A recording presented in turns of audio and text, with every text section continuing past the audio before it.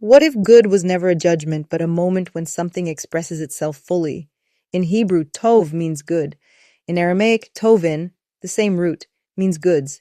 Not an idea, a thing, a word, a dance, a cup of coffee. Goodness is when something becomes real. A thought turns into clay.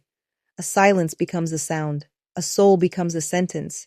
Good is an abstract. Good is expression. That's why in the beginning God didn't say perfect. He said tov. If you hear the Hebrew behind the silence, stay close, there's more. In the story of Genesis, a rhythm repeats, echoing through the story. Creation reveals itself in unfolding stages, and each time it is said, and God saw that it was good. Then, at a certain moment, the pattern shifts. A turning point comes. It happens at the close of the sixth day. And God saw all that he had made, and it was very good.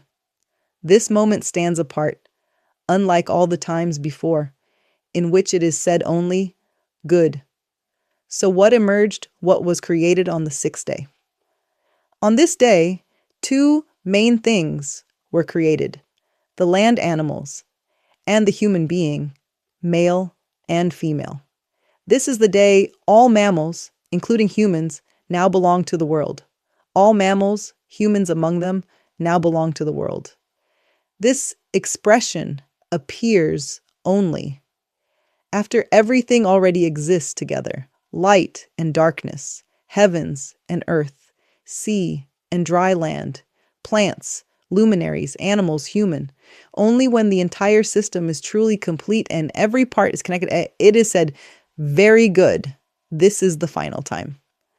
These words are spoken in the story of creation.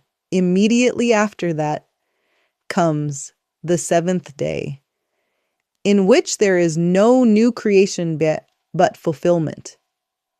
There is a transition here.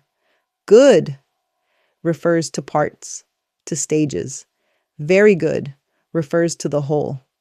This is not a description of a single thing created, but of a state where everything they are already working together. The seventh day is not just rest. Here, creation finds its completion. The process comes full circle. Picture a sculptor at work. Each day, the form emerges from stone. Day by day, a little more is revealed. The sculptor steps back, studies the work, sees what has come into being. But also then comes that moment when, for the final time, they step back and look and see that it is whole. This is the act of creation fulfilled. Now the sculptor longs to share it with the world. Now, consider the word miad, meaning very. Rearrange the letters, shift their order, and you discover Adam, the very same letters. The Hebrew code does not describe meaning. It is not built from emotion, and it does not submit to human logic. It is a complex system that constructs or sustains reality. Everything rests in its precise place, like the elements of an equation. Nothing is left to chance, not good, not very, not atom. Atom, form itself. Miyad, intensity embodied, and tov, an expression of the entire system. Now that you have observed the whole, break apart the structure. Examine it letter by letter. Mim is the water, a medium and field of possibility. Origin, before form takes shape. Dalet, to draw forth, to extract essence. Now read it anew, Aleph. Dalet, Mem. A being drawn forth. Now reverse it, Mem. Aleph, Dalet. A movement begins in the medium, returns to the source, drawing something new into being. At this stage, it becomes tangible. It takes on the shape of law. The human being now exists within nature itself. Now, add one more letter. Ayin. The eye, that which perceives and is seen, and you arrive at the word itself.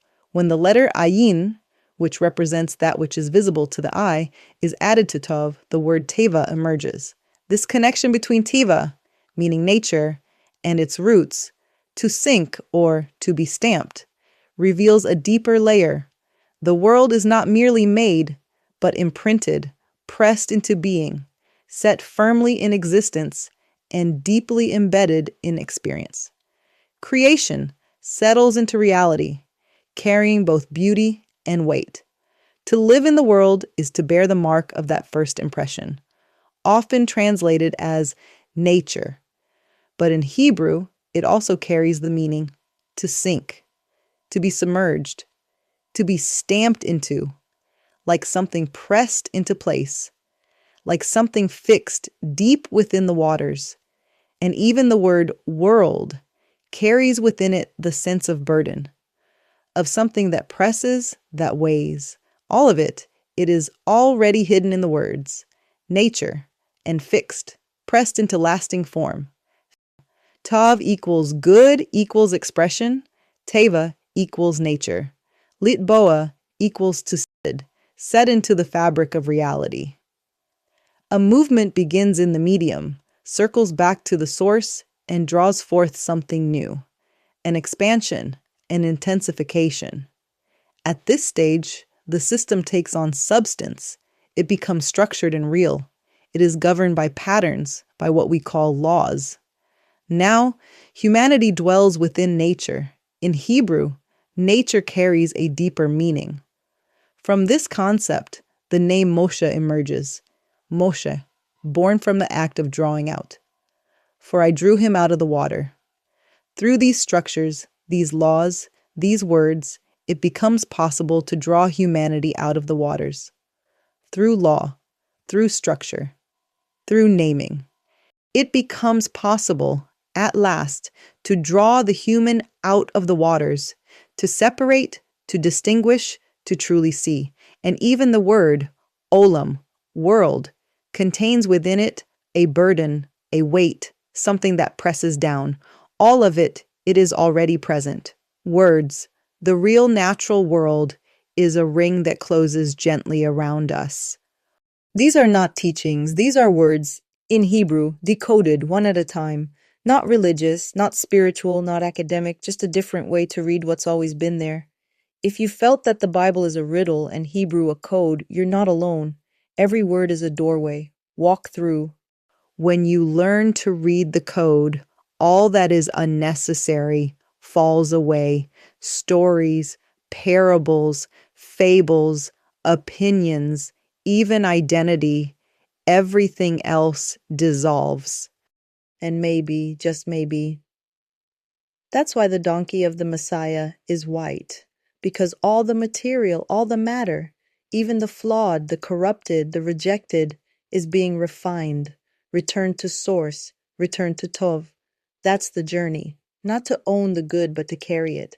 Not to brand the truth, but to birth it. Not to be perfect, but to be real. There's a kind of ache that lives in every creator's heart.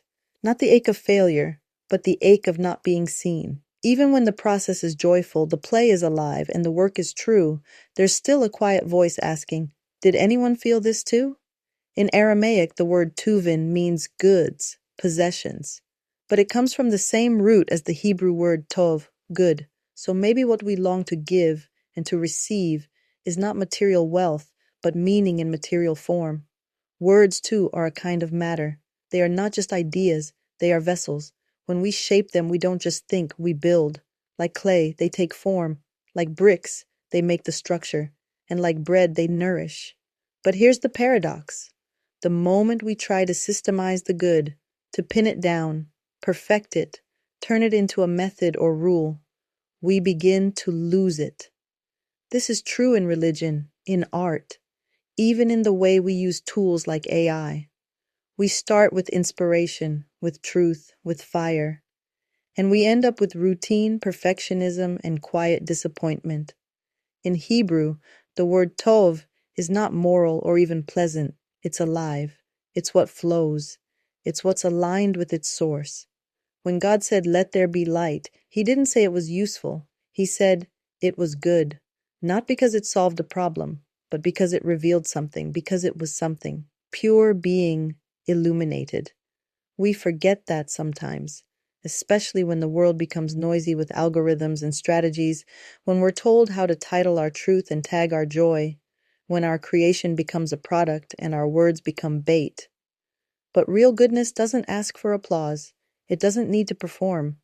It only asks to be born, to pass from soul into sound, from breath into form. And yes, sometimes we still want someone to open that form, to read, to hold, to say, I see you. This is good, not for ego, but for confirmation that something real crossed over.